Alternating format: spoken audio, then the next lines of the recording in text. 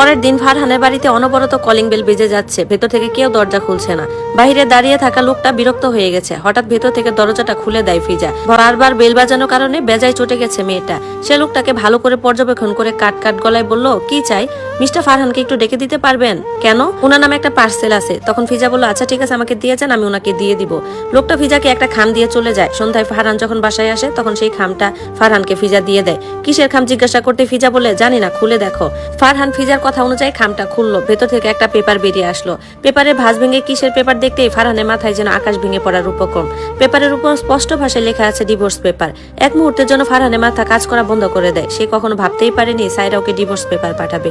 সে এক জায়গায় ঠায় দাঁড়িয়ে রয়। এতক্ষণে ফিজার ডাকাডাকিতে সকলে এসে ড্রয়িং রুমে উপস্থিত হয়। ফিজাকে এত ডাকাডাকি করতে দেখে বিলকিস বেগম বলেন, কি হয়েছে, এমন সন্ধ্যাবেলায় চিল্লাপাল্লা করতেছো কেন?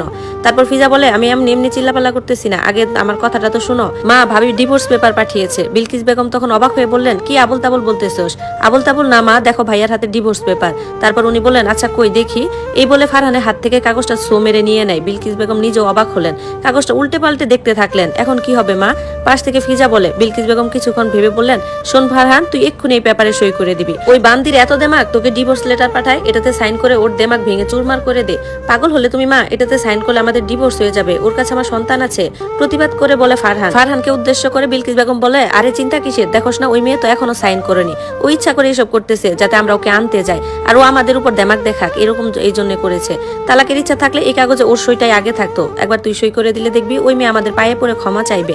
বিলকিস বেগমের কথাগুলো যুক্তিসঙ্গত লাগলো ফারহানের কাছে, তাই সে সাইন করে রুমে চলে গেল। তাকে উদ্দেশ্য করে বলতেছে, মা একবার ভেবে দেখেছো, ভাবি যদি সত্যি সত্যি ডিভোর্স দিয়ে দেয় তখন কি হবে?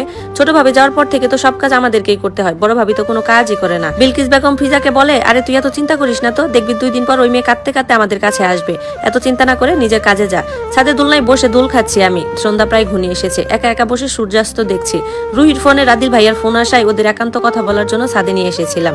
আচমকা ছাদে আগমন ঘটলো রাদিল ভাইয়ার। ওনাকে দেখে চলে যেতে নিলে আমার পথ আটকে দাঁড়ান উনি। আমি পাশ কাটিয়ে চলে যেতে নিলে আবার পথ আটকে দাঁড়াই। তারপর বলল, কি সমস্যা? দেখছো না পথ আটকে দাঁড়িয়ে আছি, তবুও বারবার চলে যেতে চাইছো কেন? আমাকে চুপ থাকতে দেখে উনি আবার বললেন, কথা বলছো না কেন স্টুপিড? মুখ দিয়ে কথা বের হচ্ছে না আমার। অন্য সময় সাহস থাকলেও উনার সামনে পড়লে আমার সব সাহস হাওয়া হয়ে যায়। আমি মিনমিন করে বললাম, কি বলবো ভাইয়া? এরপর উনি আমার কথাটা শুনে যেন বিরক্ত হলেন, সেটা তার মুখ দেখে বোঝা যাচ্ছিল।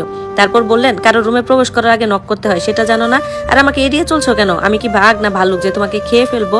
আমি যেটার ভয় পেয়েছিলাম সেটাই হয়েছে। এখন কি বলবো আমি ভাইয়াকে? কিভাবে ওনার সামনে থেকে মানে কেটে পড়বো এটাই ভাবছি। উনি আবার আমাকে বলল, আনসার মি স্টুপিড। কিছু একটা মাথায় আসতে আমি ফট করে বলতে লাগলাম, আমি তো আপনার রুমে নক করেছিলাম, ভেতর থেকে সারা শব্দ আসেনি। আপনার কিছু হয়েছে এইভাবে আমি ভেতরে প্রবেশ করেছিলাম। এই বলে ওনাকে কিছু বলতে না দিয়ে আমি আবার বললাম, এখন আমি আসি ভাইয়া, আমাকে দেখতে না পেয়ে সারিত কান্না করবে। কথাটা বলতে দেরি হলো, কিন্তু আমার চলে যেতে আর দেরি হলো না। বড় বড় পা ফেলে ওনার সামনে থেকে আমি চলে এলাম। আজ শুক্রবার, কিচেনে রান্না করছি আমি, সাথে রুহি সাহায্য করছে আমাকে। কালকে নতুন বাসায় চলে যাব। হঠাৎ আঙ্কেল আবদার করে বলল আমার হাতে বিরিয়ানি খাবে। কালকে যেহেতু চলে যাব তাই জমেলা খালার আন্টিকে বিশ্রাম করতে বলে আমি আর রুহি কাজে লেগে পড়ি, রান্নার কাজে। আগে যখন রুহিদের বাসায় আসতাম মাঝে মধ্যে আমি আর রুহি নতুন কিছু বানানোর চেষ্টা করতাম। আমাদের রান্না কেমন হয়েছে সেটা বলার জন্য তো আঙ্কেল ছিলই। আঙ্কেল আন্টি আমাকে আর রুহিকে কখনো আলাদা চোখে দেখেনি, সবসময় আমাকে নিজের মেয়ের মতোই দেখেছেন। কিন্তু আমার জীবনে কঠিন পরিস্থিতি সম্পর্কে কিছুই বলতে পারছি না। বললে হয়তোবা তারা আমাকে কোথাও যেতে দিবে না, এই বাসায় থাকতে বলবে, তাদের কথা তো আমি ফেলতেও পারবো না। তাই উনাদের এখন পর্যন্ত কিছু বলা হয়নি। জানি পরে জানতে পারলে হয়তোবা খুব অভিমান করবে আমার উপর। তবুও আমি আর নিজেকে আর সারিদকে কারোর উপর বোঝা বানাতে চাই না। এই এত কি ভাবছিস? রুহির কথায় আমার ভাবনায় ছেদ ঘটে। কই কিছু না তো। রুহি আবার বলল, কিছু যদি নাই ভাবছিস তাহলে কখন থেকে ডেকে যাচ্ছি, উত্তর দিচ্ছিস না কেন?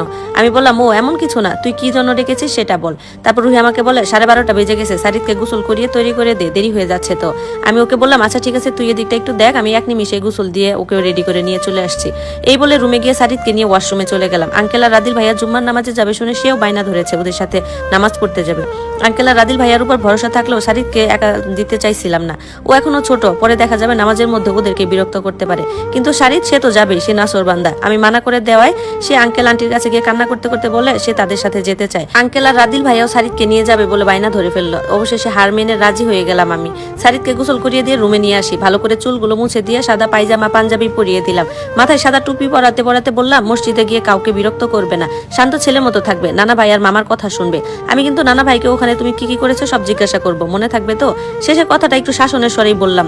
সারিদ আমার কথায় সায় জানালো। অতঃপর ওকে নিয়ে ড্রয়িং রুমে চলে আসলাম। ড্রয়িং রুমের সোফায় আঙ্কেল তৈরি হয়ে বসে আছেন। সারিদ আমার হাত ছেড়ে আঙ্কেলের কাছে চলে গেল।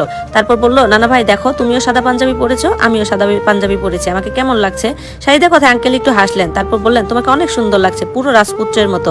কিন্তু নানা ভাই একটা জিনিস নেই। কি নেই নানা ভাই? আমার সাথে এসো, আমি বলছি, বলে আঙ্কেল সারিদকে নিয়ে রুমে চলে গেলেন। একটু পর আবার ফিরে এলেন। এতক্ষণে রাদিল ভাইও সাদা পাঞ্জাবি পরে তৈরি হয়ে এসেছে। এরপর সারিদ আঙ্কেলের রুম থেকে এসে আমাকে বলতেছে, মাম্মাম তুমি আমাকে কিন্তু আতর দিয়ে দাওনি, দেখো নানা ভাই আমাকে আতর দিয়ে দিয়েছে।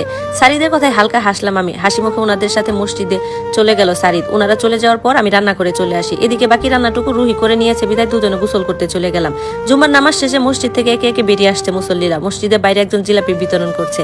আলী আহমেদ সহ কয়েকজন মসজিদের উন্নতির জন্য মিলে আলোচনা করতেছে। আঙ্কেলের মসজিদ থেকে আসতে একটু দেরি হবে বিধায় রাদিলকে বলে সারিদকে নিয়ে যেত আস্তে আস্তে বাসার দিকে চলে আসে।